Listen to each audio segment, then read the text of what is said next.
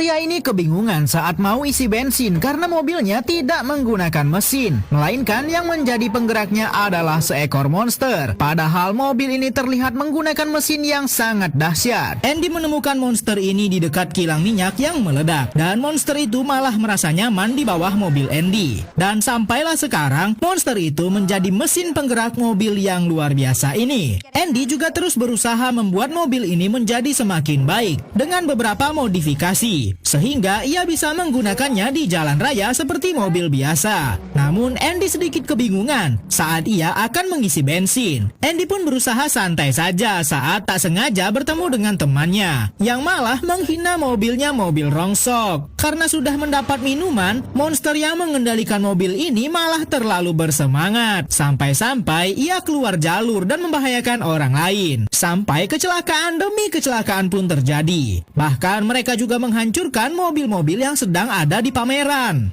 Sementara itu di tempat lain, para ilmuwan sedang meneliti spesies lain monster yang sama dengan yang ada di mobil Andy. Akhirnya setelah perjalanan yang sangat menegangkan, Andy berhasil sampai untuk menemui sang ayah yang sudah lama ia tak jumpa. Namun setelah berbincang dengan sang ayah dan Andy akan pulang, ia malah dicegat dengan kelompok orang yang mengincar monster di mobilnya. Monster ini adalah monster langka dan banyak yang mengincarnya, sehingga Andy pun akan melindunginya dengan sekuat tenaga. Monster truk ini pun mengamuk dan berputar-putar untuk menyerang orang yang ingin menangkapnya, dan Andy langsung membawa kabur mobil monster itu. Namun sialnya Andy malah berpapasan dengan polisi, dan kini Andy dikejar pula oleh polisi. Untung saja monster itu sangat lincah, sehingga mereka bisa nyelip lewat lorong-lorong kecil. Truk monster dengan mudah memanjat bangunan untuk menghindari kejaran polisi dan komplotan penjahat yang ingin menangkapnya. Dan kini monster truk ini malah meloncat-loncat di atas bangunan. Saat ia hampir saja tertangkap oleh polisi, dengan cerdiknya mereka mengelabui polisi itu. Dan sang polisi tak sadar kalau truk monster ada di atasnya. Dan kini ia akan nekat melewati rel kereta. Untung saja mereka bisa dengan mudah meloncati kereta yang sedang melaju dengan kencang. Karena situasi tidak aman untuk monster ini, Andy pun memutuskan untuk bermalam terlebih dahulu. Sementara itu, keluarga monster yang bersama Andy ini sudah tertangkap terlebih dahulu dan sedang dijadikan bahan eksperimen oleh sebuah perusahaan biokimia. Tentu saja mereka akan mencari keuntungan dengan memanfaatkan monster langka ini.